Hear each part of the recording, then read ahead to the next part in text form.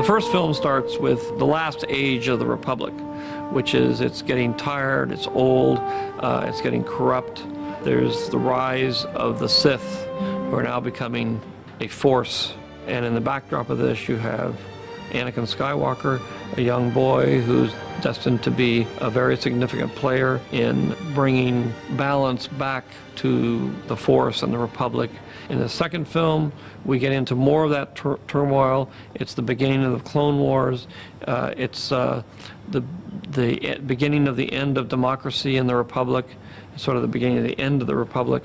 And it's Anakin Skywalker beginning to deal with some of his more intense emotions of anger, hatred, sense of loss, possessiveness, jealousy, and the other things he's coping with. Then we will get to the third film where he is seduced to the dark side, which brings us up to films 4, 5, and 6, where Anakin's offspring redeem him and allow him to fulfill the prophecy, where he brings balance to the Force by doing away with the Sith and getting rid of evil in the universe. Yeah, all right, fine, let's go. In episode 2, we get to go back to Tatooine, we get to go back to the homestead, and we get to see Owen Lars and Aunt Beru 25 years earlier. I thought it would be fun to show who these people were before they existed in episodes 4, 5, and 6. I feel really honoured. I don't think it's hit me really, that I'm actually playing Aunt Beru.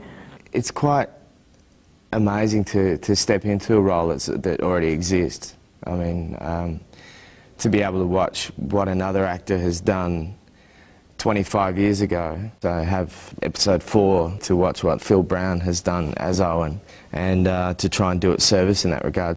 I watched Beru's part 20 times or something just to see how she acts. When Luke wants to go off and join the Empire and fight, Owen's sort of saying, no, I don't really want that to happen, and he's doing anything he can to stop it. But Beru sees it from Luke's side as well and sees that that's his dream as well, and he really wants to do that. You must understand I need you here, Luke. But it's a whole nother year.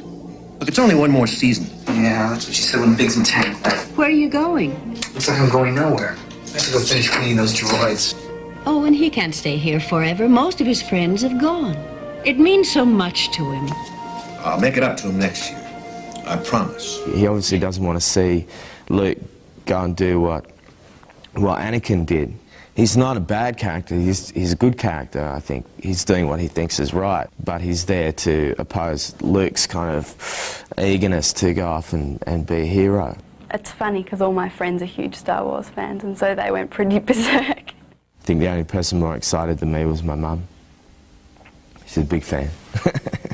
It's proof that dreams really can come true if you try enough. Working with George, he was genuinely excited by being in a set that was a recreation of a set from episode 4. We shot the original homestead in London on our stages, and here we're shooting our stages in Australia, so we're shooting our same sets here in Australia instead of in London.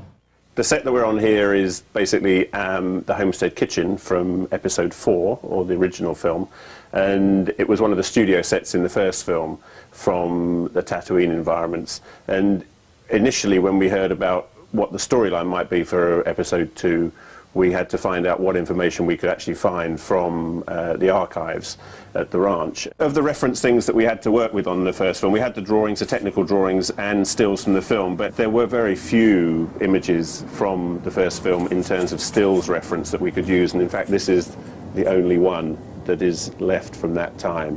So this is the one bit of reference that we've been using to recreate this room. So we've basically reproduced it as it was built in 1975 or 6. The aging and the finishing is a little bit rougher than it was in the time we saw it before. Basically George thinks it's not as well kept at this point as it was as it will be. So everything in here is still in that sort of feel of Tatooine technology and Tatooine utensils and Tatooine equipment, but it's all slightly different things, but the spirit is sort of still living there.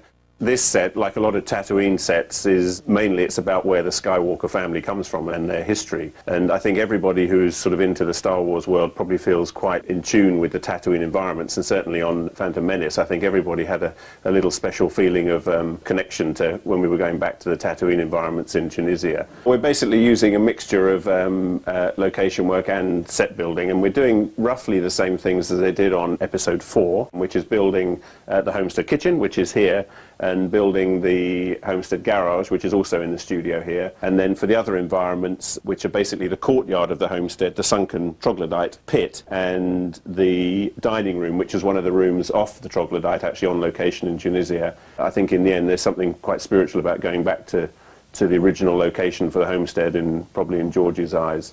I think it's fascinating for people to know where all this came from. It was quite a buzz to be on a set that had already existed and had been recreated 20-something odd years later. Working with George, he's great. He's sort of a mixture of giving little bits of advice on how he sees his take on it. He let me do what I felt like I naturally wanted to do, and then, you know, he was like, that's cool, or pull that back, or, you know, throw that away a little more. As soon as I met Anthony Daniels, I think he said something to me from the very first film that he did, which was Episode 4, and told me a couple of stories from that, and we sort of stumbled through that scene together. You know, I suppose you programmed for etiquette and protocol, and he's like answering me back, and I say, shut up, all right, shut up. And he goes, shutting up, sir. Protocol? Why, it's my primary function, sir. I am well versed in all the customs. Can you speak Bocce? Of course I can, sir. It's like a second language to me. I'm a All right, shut up, I'll take this. Shutting up, sir. I suppose as much as George Lucas's Star Wars, so is Anthony Daniels, because he's been there since day one.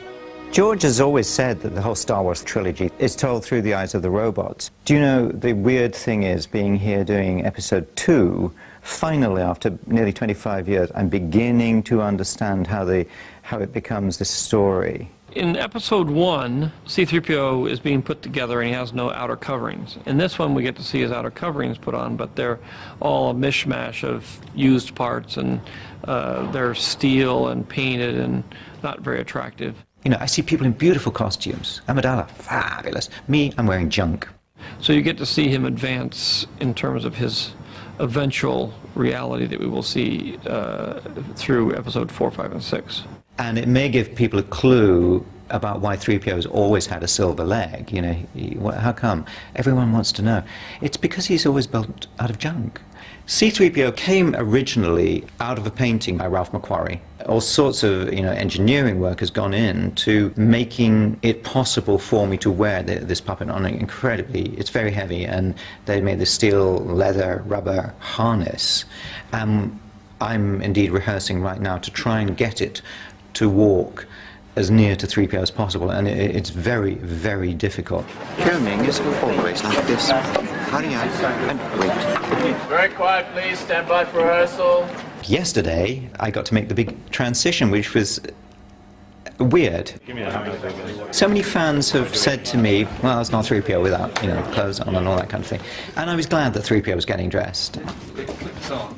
It was great to be there that day when that happened. And I hope the audience get a buzz out of that. I'd like to think there'd be a little, now he's back sort of thing.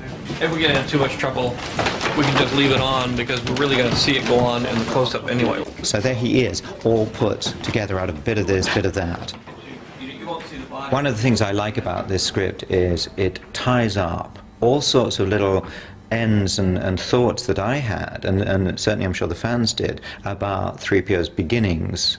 We seem to be made to suffer. It's our lot in life. He is somebody who's not had the most comfortable life. Basically, all 3PO wants is to have a quiet life and to care. He starts out as a droid, he ends up as a droid.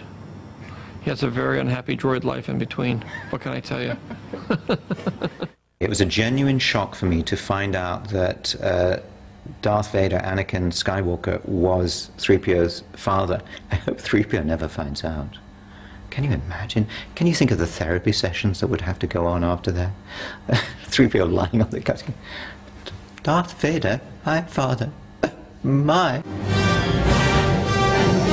A lot of the issues that are in films 4, 5, and 6 become much clearer when you begin to realize what's behind the issues and how things came to pass. Because there's a lot of things that really are alluded to in the last 3 films, but they don't make much sense unless you really get the gist of what happens, and you really have to have seen 1, 2, and 3 in order to get it all.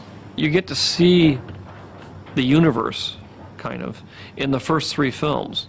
You know, you get to go to the Senate, you get to go to the center of the galaxy, you get to go to these very sophisticated planets and all this kind of stuff.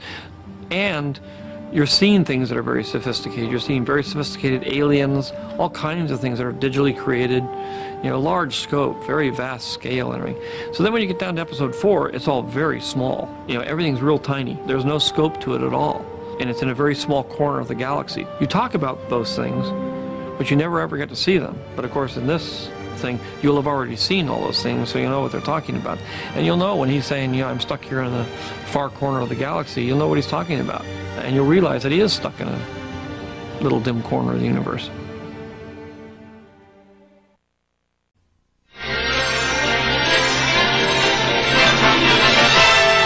And now we're pleased to bring you our feature presentation.